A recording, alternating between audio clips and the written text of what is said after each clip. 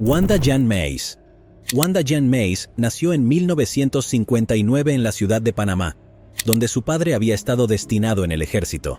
Creció en Arkansas, Alabama y Texas, y se graduó en el Wallace State College.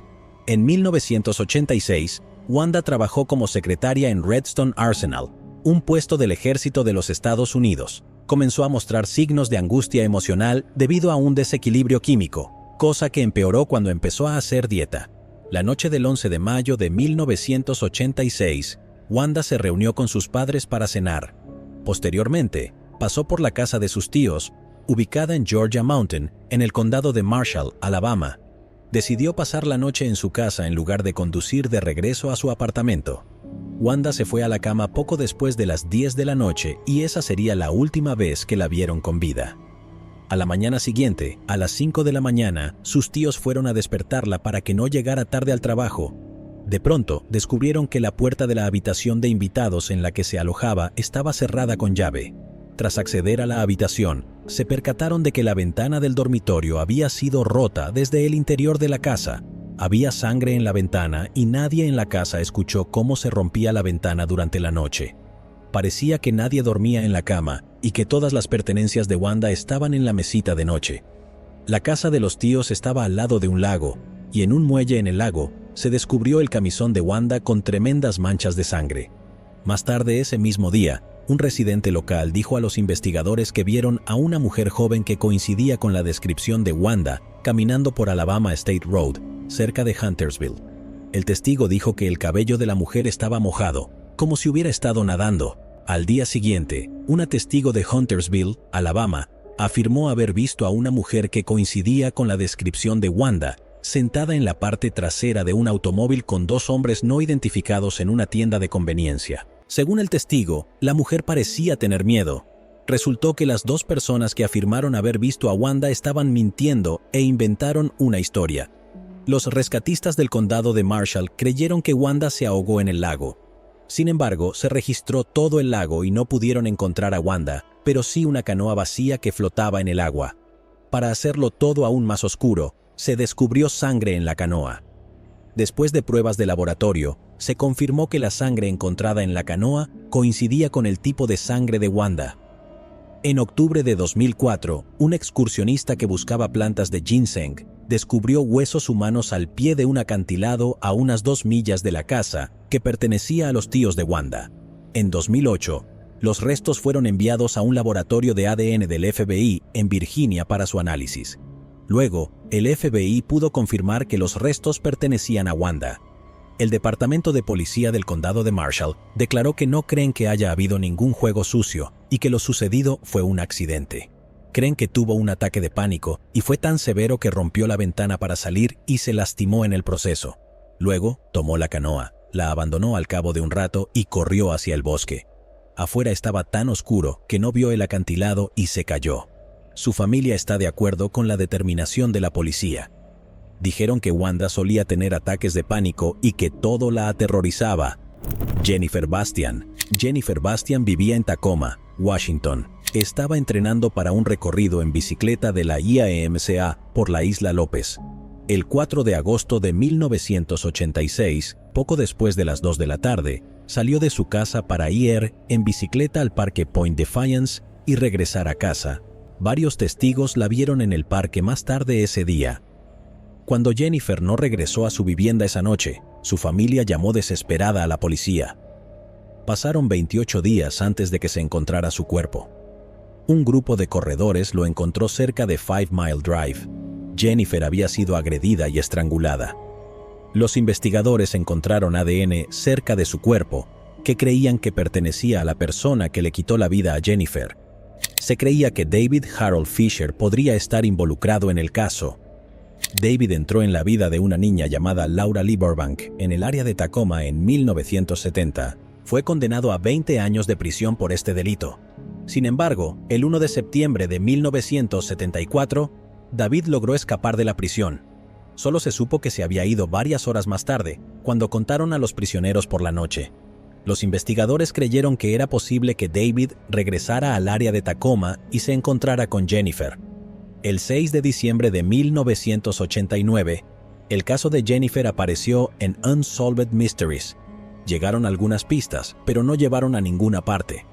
Al año siguiente, el 4 de enero de 1990, David Fisher apareció en Unsolved Mysteries. De hecho, él mismo vio el episodio. Un día después de la emisión del programa, la policía lo arrestó en Alberta, Canadá, y no se sorprendió. David vivía con el nombre de Michael Raymond Porter y trabajaba como vendedor puerta a puerta. Un dato absolutamente inquietante es que realizó espectáculos de magia en escuelas primarias e infantiles. David también estaba casado y tenía hijos, pero su nueva familia no sabía nada de su pasado. En enero de 1990, David fue llevado de regreso a los Estados Unidos para continuar cumpliendo su condena después de 15 años de fuga. David fue investigado por su posible participación en el caso de Jennifer Bastian, pero los investigadores pudieron descartarlo como sospechoso. Michelle Welch es otra chica cuya vida fue arrebatada en Tacoma, Washington, apenas unos meses antes que la de Jennifer. Los dos casos siempre han estado relacionados. Los investigadores creían que el mismo hombre era el responsable de acabar con la vida de ambas niñas. Sin embargo, en 2016, las pruebas de ADN demostraron que los responsables eran dos hombres diferentes. Luego, se hizo un boceto compuesto del sospechoso en el caso de Jennifer, un hombre blanco con cabello rubio y ojos azules. El 10 de mayo de 2018, Robert D. Washburn, de 60 años, fue arrestado en Eureka, Illinois, en relación con el caso de Jennifer. Se había insertado en la investigación, y Robert dijo a los investigadores que estaba en el parque cuando Michelle y Jennifer desaparecieron. Vivía a menos de 5 millas de Point Defiance Park y a unas pocas millas de la casa de Jennifer. Las autoridades lo arrestaron porque su ADN coincidía con el encontrado en el cuerpo y la ropa de Jennifer. En enero de 2019, se declaró culpable. Confesó que secuestró a Jennifer mientras ella andaba en bicicleta por el parque. Luego, arrastró su cuerpo al bosque, donde la agredió sexualmente y la estranguló hasta su muerte. Fue sentenciado a 27 años de prisión. Para aquellos de ustedes que estén interesados, las pruebas de ADN identificaron a la persona que quitó la vida a Michelle como Gary Hartman, también en 2018. Jane Britton. Jane Britton nació el 17 de mayo de 1945 en Cambridge, Massachusetts. Era hija de Chotay Boyd Britton, quien era vicepresidente administrativo de Radcliffe College. Jane asistió a la escuela Dana Hall, una escuela privada en Wellesley. Aprendió a montar a caballo, a tocar el piano y el órgano y a pintar. Después de graduarse de la escuela secundaria, Jane asistió a Radcliffe College. En 1967 se graduó en Radcliffe y fue aceptada en Harvard. Vivía en un apartamento en la Sexta University Road. Fuera de sus estudios, Jane disfrutaba pintando cuadros de animales. Uno de sus compañeros de estudios, James Humphreys, se convirtió en su novio. También socializaba con Donald y Joel Mitchell, que vivían en el apartamento de al lado. La noche del 6 de enero de 1969 era el primer lunes del nuevo año, y las clases diarias se reanudaban tras las vacaciones. Jane y James fueron a cenar a un restaurante. Luego fueron a patinar sobre hielo. Los dos fueron al apartamento de Jane poco después de las 10 de la noche, y James la dejó por la noche poco después de las 11 de la noche. Jane luego fue a la casa de al lado con Donald y Joel Mitchell para tomar un poco de jerez, y regresó a su apartamento después de la medianoche. El día siguiente, 7 de enero, fue un día muy importante para Jane. Era el día de su examen general. Era el final de la parte presencial de su carrera. Cuando Jane no asistió, sus compañeros de clase lo encontraron inusual, ya que había mostrado mucha dedicación a sus estudios. James la llamó varias veces esa mañana, pero ella no respondió. Después del examen fue a su departamento. Su puerta estaba abierta, lo que le permitió entrar. Encontró el cuerpo de Jane boca abajo en su cama. Su camisón estaba puesto sobre su cabeza. James creía que estaba enferma, así que fue a la casa de al lado y le preguntó a Joel Mitchell si podía mirar más de cerca. Cuando lo hizo, descubrió que la cabeza de Jane estaba cubierta de sangre y que ya no estaba viva. Se llamó a la policía de Cambridge y comenzaron a recopilar pruebas. Descubrieron que Jane había sido agredida. Una autopsia reveló que Jane falleció debido a un traumatismo contundente. No se habían sustraído nada de valor del apartamento, lo que llevó a los investigadores a creer que el robo no era el motivo. Un niño que vivía en otro apartamento del edificio escuchó ruidos inusuales en la escalera de incendios esa noche. Otro vecino de Jane dijo a los investigadores que había visto a un hombre que describió como de aproximadamente 6 pies y 170 libras huyendo del edificio después de la 1 de la mañana. El caso atrajo la atención de los medios nacionales. El New York Times publicó varios artículos sobre el caso durante las siguientes semanas. Después de la investigación inicial, no salió a la luz más información de valor y el caso quedó congelado. En 2017, el ADN avanzó lo suficiente como para que los investigadores pudieran crear un perfil de ADN a partir del ADN encontrado en la escena de un crimen que había pertenecido a un hombre desconocido. Fue ingresado al Sistema Federal de Índices Combinados de ADN, más conocido como CODIS. Esto llevó a los investigadores a Michael Sumter. Michael falleció en 2001. Durante su vida había sido condenado por 2 agresiones. Para estar 100% seguros de que se trataba del ADN de Michael, los investigadores tuvieron que comparar el ADN encontrado en la escena del crimen con el ADN de otro hombre estrechamente relacionado. Utilizando Ancestry.com, los investigadores localizaron al hermano de Michael.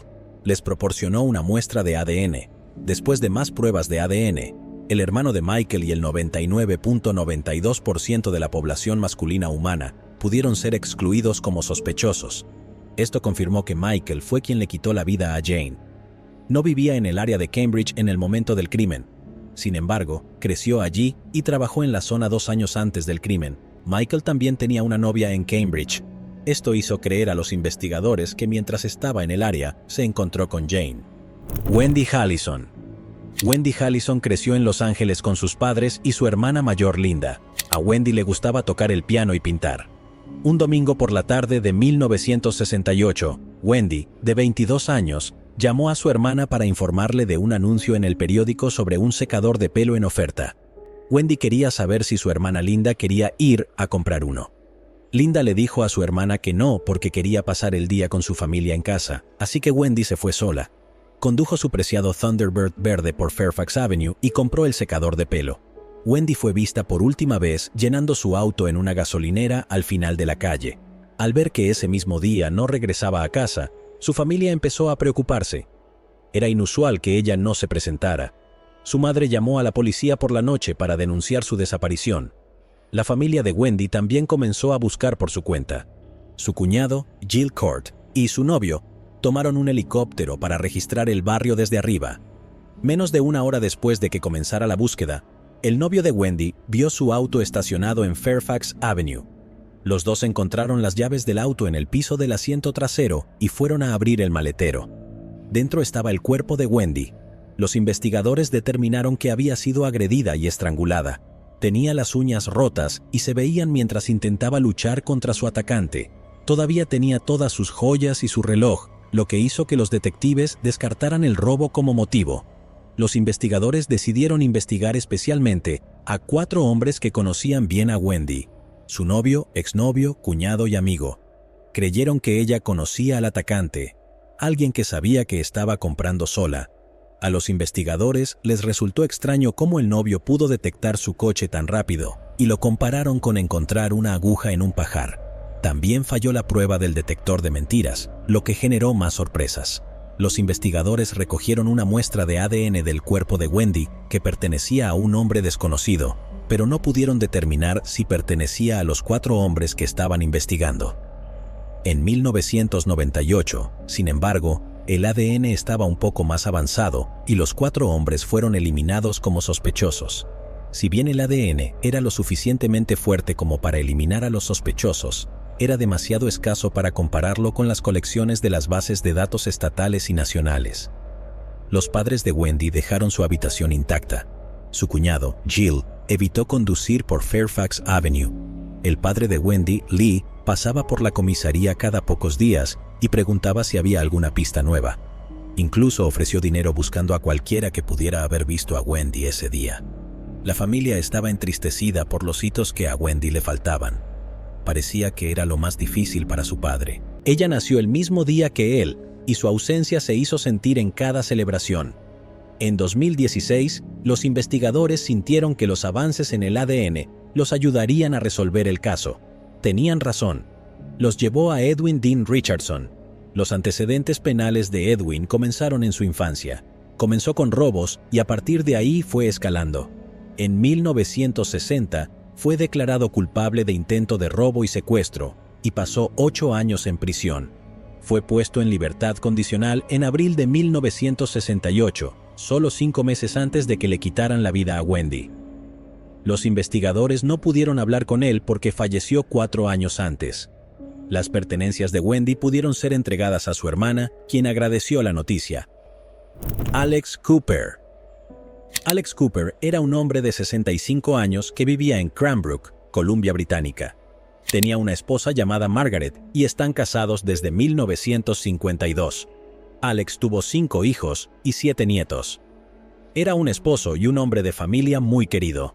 Alex no disfrutaba más que pasar tiempo con su familia y hacer música.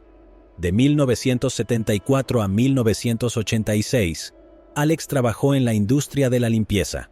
En 1986 empezó a trabajar como vendedor. Tenía que pasar parte de su tiempo viajando y a menudo estaba lejos de su familia durante días. En la mañana del 4 de abril de 1987, Lila, la hija de Alex, y su esposo Pete dejaron Cranbrook para ir de compras. Después de pasar un puente, vieron el auto de Alex al costado de la carretera. Decidieron detener su auto al lado del suyo y hablar con él. Los dos caminaron hasta la orilla del río porque asumieron que Alex estaba ocupado pescando. Sin embargo, cuando llegaron al río no había señales de él. Lila estaba preocupada porque Alex tenía una afección cardíaca. Llamó a su madre Margaret, quien le informó que no había visto a Alex en más de 24 horas. Llamaron a varios hospitales, pero no había ingresado en ninguno. Luego, la familia llamó a la policía para denunciar la desaparición de Alex. Los investigadores descubrieron que su coche estaba cerrado con llave. En el interior había ropa y equipo de pesca. Luego se inició una extensa búsqueda aérea y terrestre, pero no se encontró ningún rastro de Alex. Luego, los investigadores decidieron intentar averiguar dónde fue visto por última vez Alex. Descubrieron que almorzó en un restaurante a menos de 1 milla de donde se encontró su automóvil. Margaret dijo a los investigadores que Alex siempre pagaba con un gran fajo de efectivo. Ella creía que alguien vio todo el dinero que llevaba y le robó y le quitó la vida. Lila, en cambio, creía que Alex bajó al río, sufrió un infarto, se cayó y se ahogó. Los periódicos y los programas de televisión recogieron la historia de Alex. Esto llevó a que se presentaran testigos. Habían visto a un hombre que coincidía con la descripción de Alex haciendo autostop en la zona donde se encontró su coche. Esto hizo creer a los investigadores que Alex quería desaparecer. Su familia no creía que ese fuera el caso, ya que él era un devoto hombre de familia. Tampoco tendría mucho sentido que dejara sus medicamentos para el corazón y sus tarjetas de crédito en casa. Un año después de que Alex fuera visto por última vez, Margaret comenzó a buscar el certificado de nacimiento de Alex. Descubrió que no había ningún certificado emitido a su nombre. Tampoco pudo encontrar ningún registro de Alex Cooper antes de su matrimonio en 1952. Esto dejó a la familia Cooper en un estado constante de incertidumbre. Luego, el 27 de mayo de 1991, la familia sufrió otra conmoción. Al otro lado del país, en Toronto, otro hombre desapareció. Este hombre también era vendedor ambulante. Su nombre era David Cooper. David llevaba aproximadamente 1 año viviendo en una pensión. Vendía productos cárnicos a familias por teléfono. Durante uno de sus viajes de negocios, un amigo suyo denunció su desaparición. Cuando los investigadores miraron dentro de su habitación, encontraron una foto de él sosteniendo a su nieto. Los investigadores creían que David Cooper se parecía mucho a Alex Cooper. Le mostraron la foto a la familia de Alex y pudieron confirmar que Alex y David eran el mismo hombre. El 29 de mayo de 1991, Alex fue a su habitación después de su viaje de negocios. Se dio cuenta de que alguien estaba allí mientras él estaba fuera. Llamó a su casera y ella le dijo que tenía que abrir la puerta a los investigadores. Cuando la policía volvió a la habitación unos días después, Alex ya se había ido. Los investigadores y la familia de Alex creían que algo debía haber sucedido en su pasado, lo que le obligó a desaparecer. El 25 de septiembre de 1991, el caso de Alex apareció en Misterios sin resolver. Un espectador de Hamilton, Canadá, reconoció a Alex y llamó a la policía. Los investigadores localizaron a Alex en Hamilton. Les dijo que su verdadero nombre era Alvin Arsenault. En 1948, cuando tenía 26 años, trabajó en Union Pacific Railroad. Fue acusado de robo. Alex no quería ser arrestado por un crimen que no cometió. Entonces cambió su nombre por el de Alex Cooper, y 4 años después se casó con Margaret. Cuando cumplió 65 años, se dio cuenta de que no podría recibir una pensión porque no tenía los documentos necesarios. No se atrevió a decirle a su familia que les había estado mintiendo todos esos años y decidió desaparecer. Winston Bright. Winston Bright vivía en Nueva York, tenía hijos y una esposa, Leslie. Trabajó para Verizon durante 20 años. El 12 de octubre de 1990, Winston llamó a su esposa desde el trabajo a la hora del almuerzo. Todo parecía ir bien con Winston, pero nunca llegó a casa. Leslie buscó a su marido durante años, hasta que perdió la esperanza de que todavía estuviera vivo.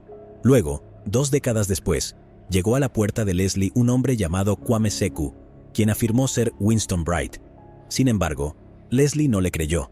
Kwame acudió a los tribunales para que lo reconocieran como Winston Bright, pero el caso fue desestimado porque no tenía forma de probarlo.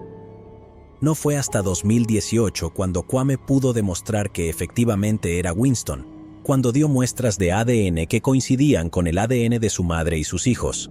Kwame afirma que sufrió amnesia, y lo primero que recuerda es vagar por las calles de San Diego sin tener idea de quién era.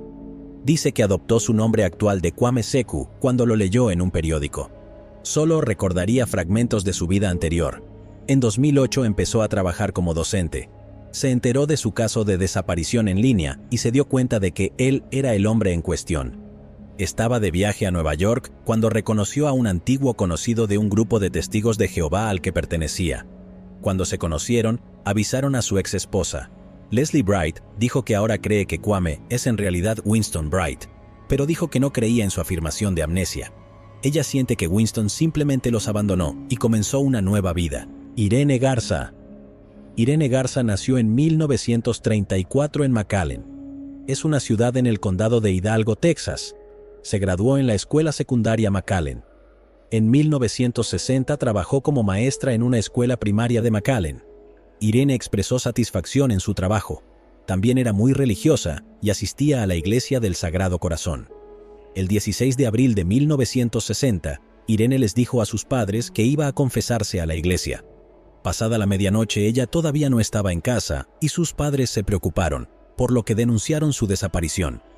2 días después, el 18 de abril, el bolso y el zapato izquierdo de Irene fueron encontrados en la carretera. Una mujer llamó a los padres de Irene, afirmando ser Irene, y les dijo que la habían secuestrado. Sin embargo, se descubrió que la llamada era falsa. Un hombre empezó a decirle a la gente que le había quitado la vida a Irene, pero eso fue solo una broma horrible hecha por el hombre después de haber estado bebiendo mucho. El 21 de abril de 1960, 5 días después de haber sido vista por última vez, su cuerpo fue encontrado en un canal en una zona a varios kilómetros de distancia. Irene había sido agredida y asfixiada. Cualquier evidencia de ADN que el atacante pudiera haber dejado fue eliminada por el tiempo que su cuerpo pasó en el agua.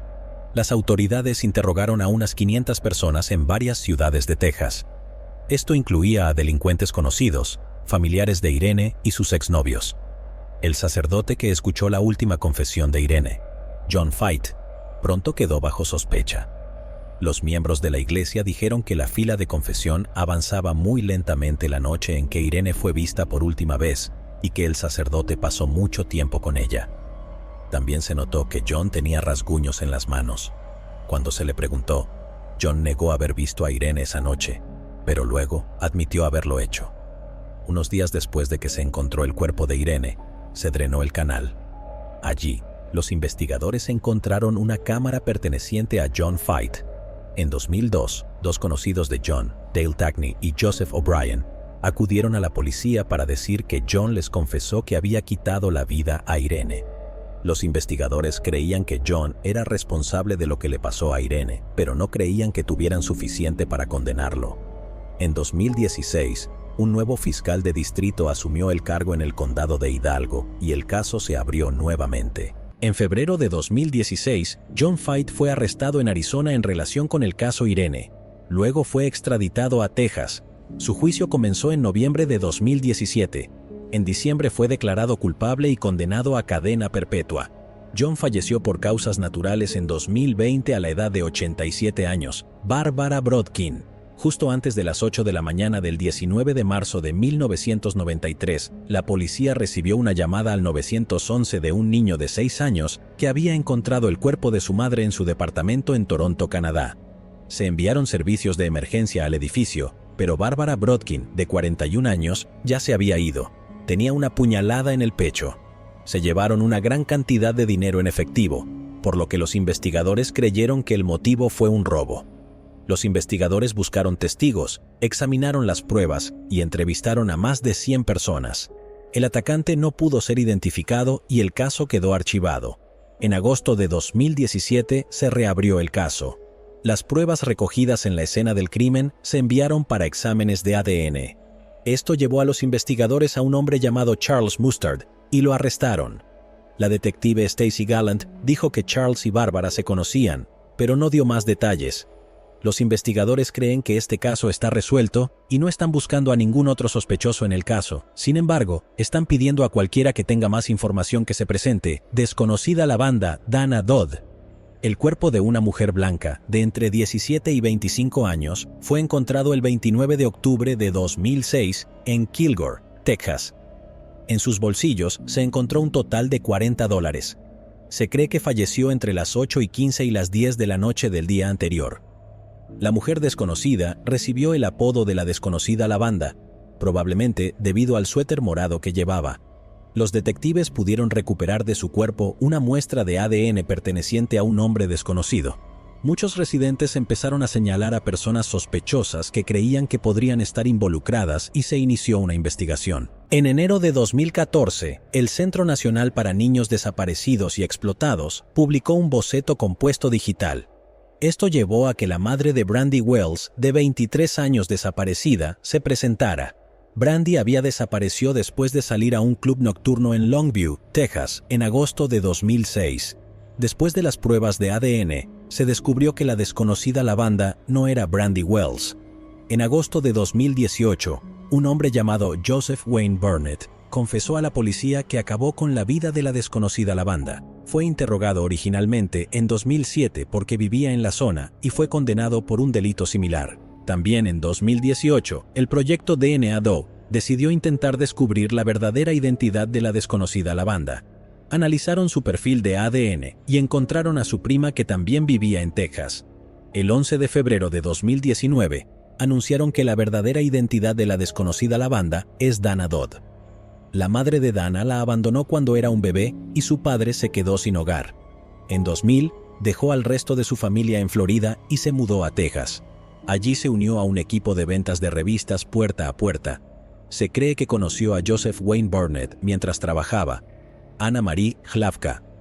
Anna Marie Hlavka, de 20 años, residía en Portland, Oregón, en 1979.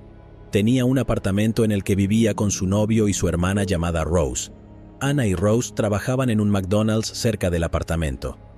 El 24 de julio de 1979, Anna regresó a casa después del trabajo alrededor de las 5 de la tarde. Alrededor de las 10 de la noche, Rose llegó a casa y llamó a Anna. Cuando Anna no respondió, Rose fue al dormitorio de Anna. Allí encontró el cuerpo sin vida de Anna. La habían agredido y estrangulado. Los detectives recogieron pruebas forenses de la escena del crimen. También comenzaron a buscar testigos. Un compañero de trabajo la vio afuera del apartamento a las 5 de la tarde, por lo que al menos sabían que el crimen tuvo lugar entre las 5 y las 10 de la noche. Los detectives también entrevistaron a delincuentes que habían cometido delitos similares en el área. Desafortunadamente, esto no los acercó más a la solución del caso. En 2009, el ADN avanzó lo suficiente como para utilizar la evidencia forense encontrada en la escena del crimen para crear el perfil de ADN de la persona que le quitó la vida a Anna. Se ingresó en la base de datos CODIS, pero no se pudo hacer ninguna coincidencia. En abril de 2018, los investigadores se enteraron de una nueva técnica utilizada que podría ayudarlos a resolver el caso. Se pidió ayuda a Parabon Nanolabs. Tomaron el ADN que los investigadores habían recopilado e intentaron encontrar familiares del sospechoso en bases de datos públicas de ADN. En octubre de 2018 encontraron la pareja, Jerry McFadden. McFadden nació en 1948 en Texas. El 4 de junio de 1986 secuestró a Brian Boone, de 19 años, a Gina Turner, de 20, y a Suzanne Harrison, de 18. Acabó con todas sus vidas. Fue detenido poco después, en julio de 1986, pero logró escapar. Solo unas horas más tarde, fue arrestado nuevamente, luego de ser encontrado en una casa abandonada. En octubre de 1999, McFadden, de 51 años, fue ejecutado por sus crímenes. Se cree que es responsable de muchos más crímenes. Los investigadores descubrieron que McFadden estaba en Oregon en el momento en que le quitaron la vida a Anna. Para la familia de Anna la noticia es agridulce. Tanya Kaak. Tanya Nicole Kaak nació el 14 de octubre de 1981 en el condado de Allegheny, Pensilvania. No tuvo una gran infancia y su familia tuvo problemas económicos. Asistió a la escuela secundaria Cornell en 1996. Allí, Tanya, de 14 años, se hizo amiga del guardia de seguridad de la escuela, Thomas House, que tenía más del doble de edad que ella. Era muy popular en su escuela y agradaba a todas las chicas. Ningún otro chico podría competir con él. Thomas solía sacarla de clases para hablar con ella. Un día, cuando la sorprendió faltando a clases, la besó. Los dos habían empezado a salir. Con el tiempo, Thomas la convenció de huir de su familia y mudarse con él, lo cual hizo. Tanya huía a menudo, por lo que pasó una semana antes de que su familia denunciara su desaparición. La policía solo la buscó durante unos días antes de darse por vencida. Nadie sabía que ella se quedaría en la casa de Thomas. Vivía con sus padres y su hijo. Llegó a grandes extremos para ocultar a Tanya de su familia. Ella estuvo confinada en su habitación y tuvo que usar un balde como retrete. En 2000, Thomas presentó a Tanya a sus padres, pero dijo que su nombre era Nikki Allen. Él les dijo a sus padres que ella es su novia y que se mudaría con ellos. Después de esto, a Tanya se le permitió salir ocasionalmente de la casa, pero tenía un estricto toque de queda. Pronto se dio cuenta de que lo que tenía con Thomas no era normal y decidió que tenía que alejarse. Tanya escapó el 21 de marzo de 2006 con la ayuda de Joe Sparrico, dueño de una tienda de comestibles en el vecindario. Ella le reveló quién era realmente y él llamó a la policía para ir a la casa de Thomas, donde fue arrestado de inmediato. Tanya tenía 24 años en ese momento. Antes de su juicio, Thomas fue puesto bajo arresto domiciliario, lo cual es un poco irónico considerando que en realidad también se quedó con Tanya. También se apuñaló y fue trasladado a un hospital psiquiátrico. En 2007 se declaró culpable de los cargos que se le imputaban y fue condenado a entre 5 y 15 años de prisión.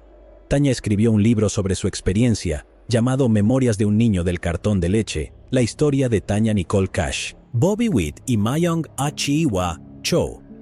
En mayo de 1998, el cuerpo de una mujer asiática fue encontrado al costado de la carretera en Spartanburg, Carolina del Sur. Falleció por asfixia. El 25 de septiembre del mismo año, un equipo de paisajismo que cortaba césped debajo de un cartel publicitario a lo largo de Industrial Drive en Mebane, Carolina del Norte, encontró los restos de un niño. Se creía que tenía una tez morena clara y potencialmente podría ser hispano. Se hicieron bocetos de la mujer y el niño para intentar identificarlos, pero fue en vano.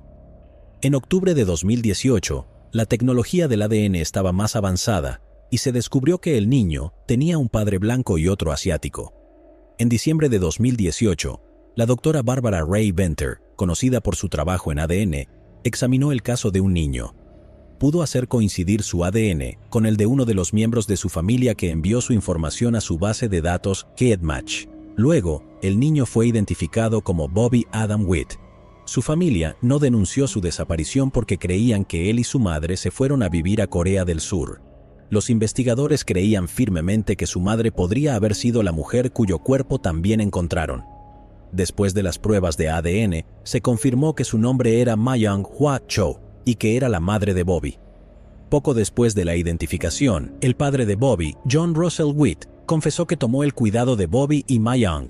Se declaró culpable el 15 de enero de 2020 y fue sentenciado a 58 años de prisión. No se sabe por qué hizo lo que hizo. Aleasia Stancil. Aleasia Stancil nació en marzo de 1994 en Phoenix, Arizona. Su madre, Toni Stansel, había estado pasando por momentos difíciles después de dejar la Fuerza Aérea. Una noche de diciembre de 1994, Toni dejó a Aleasia con una amiga suya, alegando que necesitaba unos días para despejarse. Cuando Toni regresó 2 días después, el bebé ya no estaba. Solo denunció la desaparición de Aleasia el año siguiente, en marzo de 1995. Los investigadores intentaron encontrar a Aleasia, pero no pudieron. La vida de Toni fue arrebatada ese mismo año en lo que sigue siendo un caso sin resolver. En 2008, los detectives de casos sin resolver desarrollaron un perfil de ADN de Aleasia utilizando material genético de sus familiares vivos. Luego, se utilizó software para crear imágenes que mostraran cómo se veía ella en los años transcurridos desde su desaparición. En 2014, una mujer de Connecticut entró en un hospital sin identificación. Una enfermera empezó a buscar personas desaparecidas en línea. Descubrió una imagen de la desaparecida Aleasia Stansel, envejecida, y se parecía a la mujer. Luego se realizó una prueba de ADN y se confirmó que esta mujer era en realidad la desaparecida Aleasia Stansel. Había sido adoptada y criada con un nombre diferente. Además de eso, no sabemos mucho sobre ella y parece que ella así lo quiere. Arliss Perry. Arliss Dykema creció en Bismarck, Dakota del Norte. En agosto de 1974, Arliss, de 19 años, se casó con Bruce Berry. Los dos se habían mudado al campus de la Universidad de Stanford, donde Bruce estudiaba medicina. Arliss empezó a trabajar como recepcionista en un bufete de abogados local. Poco después de las 11 de la noche del 12 de octubre de 1974, Arliss y Bruce tuvieron una discusión. Arliss le dijo a su marido que iría sola a la iglesia memorial de Stanford y los dos tomaron caminos separados. Cuando Arliss no regresó a casa, Bruce se preocupó y denunció su desaparición. Los oficiales de la oficina del sheriff del condado de Santa Clara fueron a la iglesia, pero encontraron que todas las puertas estaban cerradas con llave. A la mañana siguiente, el guardia de seguridad del campus, Stephen Crawford, encontró el cuerpo de Arliss alrededor de las 5:45 de la mañana en la iglesia.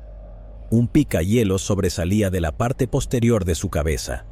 La habían agredido y estrangulado. Los investigadores examinaron a su marido y a un guardia de seguridad, pero pasaron la prueba del polígrafo y no hubo pruebas concretas de que ninguno de los dos hubiera cometido el crimen. En 2018, con ADN más avanzado, los investigadores decidieron realizar pruebas de ADN en un ADN que encontraron en la escena del crimen en 1974 y que pertenecía al atacante. Luego, los investigadores pudieron confirmar que Stephen Crawford fue quien acabó con la vida de Arliss. El 28 de junio de 2018, la policía llegó a su casa para arrestarlo, pero Stephen cerró la puerta y acabó con su propia vida. Jessica Lynn King. Jessica Lynn King nació el 24 de septiembre de 1975 en Columbus, Ohio. En 1990, Jessica, de 15 años, era una estudiante modelo. Tenía altas notas y era animadora. Sus notas bajaron y ella, sin embargo, conoció a un chico y se enamoró de él. El 4 de marzo de 1991, sus padres acudieron a un centro de asesoramiento gratuito en Columbus, pidiendo ayuda, ya que no sabían qué más hacer con Jessica. El Hogar para Adolescentes con Problemas ofreció a los residentes sesiones de asesoramiento individual y familiar durante 2 semanas. El 15 de marzo salió de casa para ir de compras. Jessica fue vista con vida por última vez en una parada de autobús alrededor de las 6 de la tarde. Al ver que no regresaba a la casa, llamaron a la policía. 2 días después, su cuerpo fue encontrado en el cementerio de Foster Chapel, a unas 20 millas de su casa. La mujer fue agredida y golpeada con un objeto contundente. La evidencia mostró que ella corrió por el cementerio, tratando de alejarse de su atacante. La investigación inicial se centró en el novio de Jessica, Sean Thompson. Sin embargo, fue descartado como sospechoso, ya que la evidencia de ADN lo absolvió en este caso. En 2008, los investigadores consiguieron la oportunidad que buscaban. Un hombre llamado Marvin Lee Smith fue arrestado por un caso diferente. Cuando se tomó su ADN, descubrieron que coincidía con el ADN encontrado en la escena del crimen en el caso de Jessica. Marvin confesó haberle quitado la vida. Fue sentenciado a cadena perpetua. Deanna Bowdoin. Diana Bowdoin, de 21 años, vivía en el condado de Maricopa, Arizona, en 1978. Asistió a la Universidad Estatal de Arizona. La noche del 7 de enero de 1978, Diana cenó en casa de sus padres. Luego fue a un bar local con una de sus amigas. Se quedó hasta poco después de medianoche. De camino a casa, fue a una tienda a comprar leche. En algún momento antes de las 2 de la mañana, Diana llegó a casa. Alrededor de las 2 de la mañana, el novio de Diana abrió la puerta para entrar a su departamento. Descubrió a Diana acostada en su cama con un cinturón alrededor del cuello. Estaba cubierta de puñaladas. Cortó el cinturón, llamó a la policía y comenzó la reanimación cardiopulmonar. Sin embargo, ya era demasiado tarde y ella ya se había ido. Los investigadores descubrieron que su atacante también la agredió. Había dejado su ADN en su cuerpo. Los investigadores compararon esta muestra de ADN con el ADN del novio de Diana, pero no coincidió y fue descartado como sospechoso. Se necesitarían más de 20 años para resolver este caso. En 2001, el detective Tom Magazzini decidió volver a analizar el ADN de la ropa de Diana. Esto les dio un mejor perfil de ADN del sospechoso. También fue en 2001 cuando el FBI estaba ocupado compilando la base de datos CODIS, que le dio a Tom acceso a una base de datos nacional de ADN de delincuentes. Ingresó el ADN en la base de datos CODIS y hubo una coincidencia. Clarence Wayne Dixon, empleado de una gasolinera de 52 años, ya estaba en prisión. En 1985, estaba en libertad condicional y atacó a una mujer con un cuchillo. Ese verano, agredió a una corredora. Se cree que agredió al menos a 10 mujeres. Su juicio por el caso de Anna comenzó en noviembre de 2007 y fue declarado culpable. Susan Galvin. En 1966, Susan Galvin, de 19 años, se mudó de Spokane, Washington a Seattle. Comenzó a trabajar como empleada administrativa en un departamento de policía de Seattle. El 13 de julio de 1967, el cuerpo de Susan fue encontrado en el ascensor del Seattle Center. La habían agredido y estrangulado. Durante más de 50 años, los investigadores intentaron en vano encontrar un sospechoso en el caso sin resolver. Luego, en 2018, los investigadores decidieron utilizar la genealogía genética para ayudar a resolver el caso. El ADN utilizado recogido en la escena del crimen pertenecía a un hombre desconocido y lo ingresó en la base de datos GEDmatch. Esto llevó a los investigadores a Frank E. Whippach. Tenía 26 años en el momento del crimen y vivía en un área de Seattle. Desafortunadamente, no habrá justicia para Susan ni para su familia, ya que Frank falleció en 1987. Susan era la mayor de 8 hermanos. Su hermano Larry Galvin hizo una declaración después de escuchar que Frank fue la persona que le quitó la vida a su hermana. La pérdida la sintió principalmente su madre, quien hizo todo lo posible para mantenernos cerca de ella. Sería difícil para ella perder otro hijo. Para ella la pregunta no era necesariamente quién, sino por qué. Los niños éramos jóvenes y resistentes. Encontramos nuestras propias maneras de afrontar la situación. Con el paso de los años, nos dispersamos con los vientos. Jane Antunes. En 1977, Jane Morton Antunes vivía en Atascadero, California. Recientemente se había divorciado de su marido. Su hija se fue a vivir con él a Oregón, mientras que Jane se fue a vivir con sus padres. La tarde del 17 de noviembre de 1977, Jane salió de la casa de su familia para visitar a algunos de sus amigos. Ella nunca llegó a su destino. Al día siguiente, su hermano David se dio cuenta de que ella no regresaba a casa y fue a buscarla. David hizo un descubrimiento aterrador. Encontró un vehículo familiar en una carretera a aproximadamente 1 milla de su casa. Dentro estaba el cuerpo de su hermana en el asiento trasero. Tenía una herida en el cuello. Esta no fue la primera gran pérdida para la familia de Jane. En 1965, la hermana de Jane sufrió un accidente automovilístico fatal. La única pista que obtuvieron los investigadores fue un testigo que afirmó haber visto a Jane recoger a un hombre en su vehículo. Los investigadores también observaron a un hombre llamado Rudy Martínez. Había sido puesto en libertad condicional en Atascadero después de cumplir condena en prisión por agredir a una mujer. Martínez era un fuerte sospechoso, pero los investigadores no tenían pruebas concretas de que estuviera involucrado y el caso quedó congelado. En 2017, un detective de la Unidad de Casos sin Resolver examinó el caso una vez más. Usó evidencia para crear una búsqueda de ADN familiar. Pronto se hizo evidente que el ADN de Martínez coincidía con el ADN encontrado en la escena del crimen. Sin embargo, hubo un problema para los investigadores. En ese momento, Martínez ya no estaba vivo y necesitaban su ADN para confirmar que le quitó la vida a Jane. Los investigadores lograron localizar a una exnovia suya. Ella tenía una navaja que le pertenecía. Luego se extrajo de la navaja el ADN de Martínez. Luego se confirmó que Martínez fue quien le quitó la vida a Jane Antunes. Kristen Swanson. Kristen Swanson, de 2022 años, vivía en Denver, Colorado. En 1980, trabajó como camarera en un restaurante. El 28 de noviembre de 1980, Kristen dejó el trabajo. Luego pidió prestado el auto de una amiga para ir a casa y cambiarse de ropa antes de ir a una fiesta. Sin embargo, Kristen nunca llegó a su destino. Al día siguiente, su cuerpo fue encontrado tirado en el asiento delantero de un Chevy Malibu 1968 en el noreste de Denver. Kristen había sido apuñalada en el pecho. Los investigadores encontraron ADN masculino en la escena del crimen. Se probó con el ADN del prometido de Kristen, Steve House, y otros hombres en su vida, pero no se pudo hacer una coincidencia. En 2010 se volvió a investigar el caso. El ADN estaba más avanzado para entonces. Los investigadores decidieron ingresar el ADN de la escena del crimen en la base de datos CODIS. Esta vez encontraron una coincidencia. Roderick Elias fue vinculado al crimen mediante el ADN. En 1980 estaba en libertad condicional y vivía con su hermano en Denver. En marzo de 2010, Elias fue arrestado en Topeka, Kansas. Los investigadores no creen que Elias y Kristen se conocieran antes del crimen. La madre de Kristen y sus dos hermanas estaban eufóricas de que se hubiera realizado un arresto y de que se hiciera justicia. Steve House dijo lo siguiente: Kristen era una persona maravillosa, cariñosa y afectuosa. Nos la quitaron demasiado pronto y mucha gente esta noche estará muy feliz con esta noticia.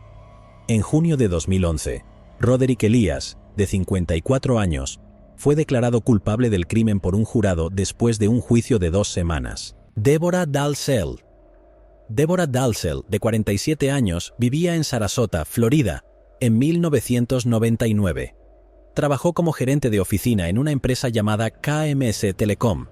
El 28 de marzo, Deborah habló con su hermana alrededor de las 4 de la tarde. Esa sería la última vez que alguien vio a Deborah con vida. Vivía sola en 5356 Colony Meadows Lane en Sarasota, Florida.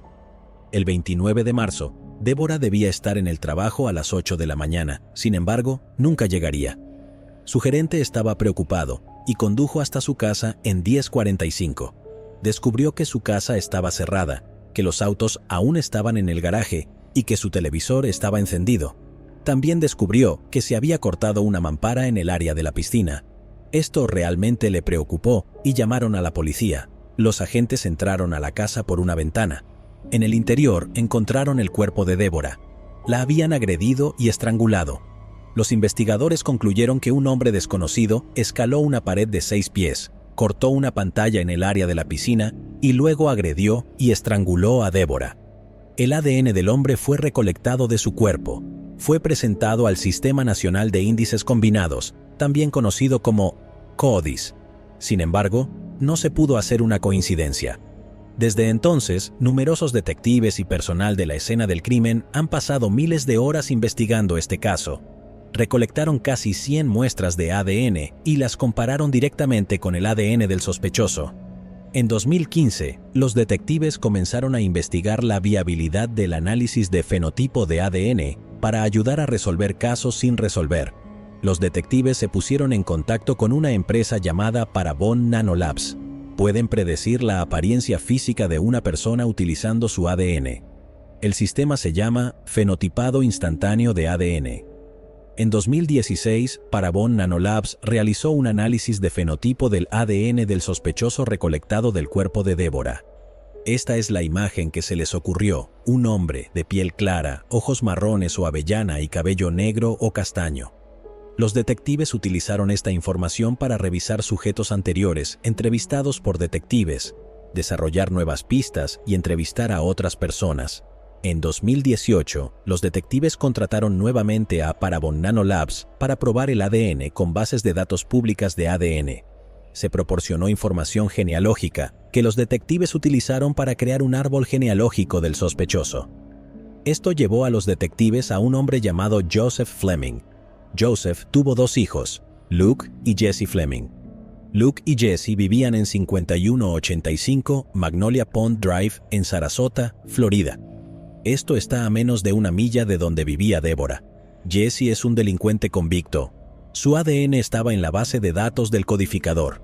Después de las pruebas de ADN, fue eliminado como sospechoso. Luego, los detectives pudieron obtener una muestra de ADN de Luke Fleming. Luego de ser analizado, se confirmó que Luke Fleming le quitó la vida a Deborah Dalzell. El 16 de septiembre de 2018, Luke Fleming fue arrestado en el condado de Manatee, Florida. Tenía 20 años en el momento del crimen. El 27 de febrero de 2020, Luke Fleming fue declarado culpable. La hermana de Deborah dijo esto: "Lo siento, hoy estoy un poco charco, lo siento. Venimos de una familia numerosa y muy unida. Ahora estamos repartidos por todo el país. Todos hemos esperado más de 19 años por esta noticia. 19 años de graduaciones, bodas, nuevos bebés e hitos familiares que Deborah se ha perdido. Extrañamos a Deborah todos los días". Pamela Cajanes. Pamela Cajanes creció en Stillwater, Minnesota. En 1984, Pamela, de 25 años, se alistó en la Marina. En mayo de ese año, dejó atrás a su familia y voló por todo el país hasta Orlando, Florida, para comenzar a entrenar en el Centro de Entrenamiento Naval de Orlando. Lamentablemente, Pamela nunca tuvo la oportunidad de ver sus sueños hechos realidad. 2 días después de su graduación, en agosto de 1984, su cuerpo sin vida fue descubierto frente a una casa vacía en Sanford, Florida. La habían agredido y estrangulado. Los investigadores pudieron recolectar ADN de un hombre desconocido de su cuerpo.